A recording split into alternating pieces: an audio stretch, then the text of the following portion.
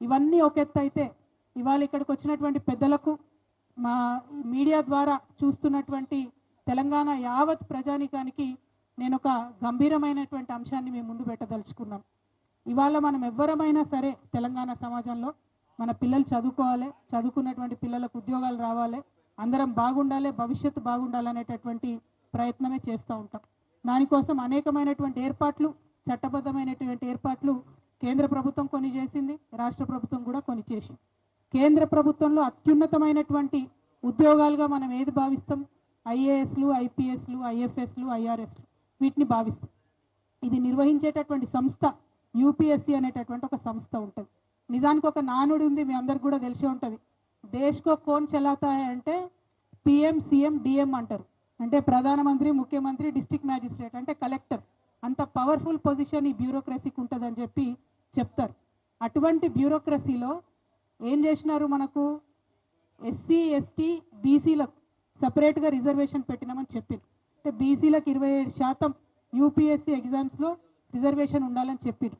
ఇది పార్లమెంట్లో వచ్చినటువంటి జవాబు నేను మీ ముంగట పెడతా ఉన్న. రాజ్యసభలో ఇప్పుడున్నటువంటి కేంద్ర ప్రభుత్వం ఇచ్చినటువంటి డిమాండ్ని 2018, 19, 2020 అంటే 18 నుండి ఇప్పటి వరకు 4365 మంది కలెక్టర్లుగా, ఐపీఎస్లుగా సెలెక్ట్ అయ్యారు. అంటే 4365 అందరు సెలెక్ట్ అయితే ఎస్సీ, ఎస్టీ, బీసీ అందరినీ కలిపితే 1195 మంది సెలెక్ట్ అయ్యారు. అంటే ఎంత? 27% మందికి మాత్రమే ఎస్సీ, ఎస్టీ, బీసీ పిల్లలు ఇలా కలెక్టర్లు అయినరు, ఐపీఎస్లు అయినరు, ఐఎఫ్ఎస్లు అయినరు. కానీ మిగతా అన్ని జనరల్కి వెళ్ళిపోయినాయి. ఇది ఎందుకు? రిజర్వేషన్ ఉండంగా బాజాప్తా మనకు 27% బీసీ రిజర్వేషన్ ఉండంగా కేవలం 15.5% మాత్రమే బీసీ రిక్రూట్మెంట్ దీంట్లో జరిగింది.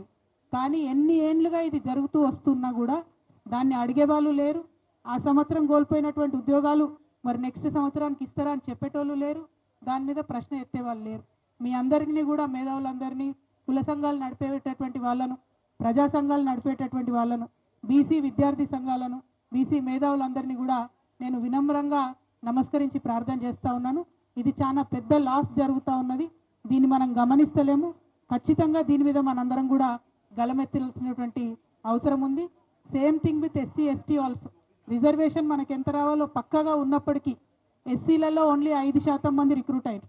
ఎస్టీలలో మరీ దారుణంగా ఓన్లీ 3% మంది రిక్రూట్ అయ్యారు. బీసీలలో 27% ఉంటే 15.5% మంది మాత్రమే ఎన్నుకోబడ్డారు. మిగతా అన్ని జనరల్గా ఎవ్రీ ఇయర్ రిక్రూట్ అయ్యి వెళ్ళిపోతూ ఉన్నాయి.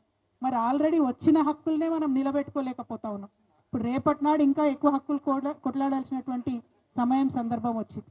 మరి ఈ హక్కులన్నిటి కోసం కొట్లాడాలంటే, ఈ హక్కుల కోసం మనం ఎట్లయితే తెలంగాణ ఉద్యమంలో ఒక బతుకమ్మను నెత్తినెత్తుకొని జై తెలంగాణ అని అన్నమో, ఇవాళ అసెంబ్లీ ఆవరణలో బాబా జ్యోతిబా ఫూలే విగ్రహం ఉండాలనేటటువంటి డిమాండ్ను కూడా బీసీల హక్కుల సాధన కోసమే తీసుకొచ్చినామని మీ అందరికీ కూడా నేను వినమ్రంగా తెలియజేస్తూ, ఈ రౌండ్ టేబుల్ ద్వారా ప్రధానంగా ఇప్పుడున్నటువంటి ప్రభుత్వానికి ఏప్రిల్ 11వ తారీఖు నాడు జ్యోతిబా ఫూలే జన్మదినం ఉన్నది, జయంతి ఉన్నది.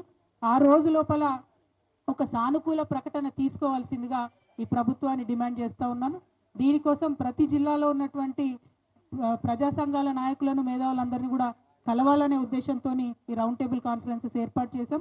మరి ఈ కార్యక్రమానికి వచ్చినందుకు మీ అందరికీ ధన్యవాదాలు తెలియజేస్తూ, మేము వెళ్తున్నటువంటి ఈ మార్గంలో సూచనలు చేయవలసిందిగా, ఇంకా ఏ విధంగా చేస్తే ఈ ఉద్యమం ముందుకెళ్తుంది, తీసుకున్నటువంటి డిమాండ్లు మీకు నచ్చినాయా, నచ్చలేదా, అన్ని విషయాలు కూడా సవివరంగా తెలియజేయవలసిందిగా నేను కోరుతూ, మరి సుందర్ రాజు గారు మోడరేటర్గా ఉన్నారు, మీకు ప్రత్యేకంగా ధన్యవాదాలు తెలియజేస్తూ సెలవు తీసుకుంటా ఉన్నాను. Thank you. జై తెలంగాణ.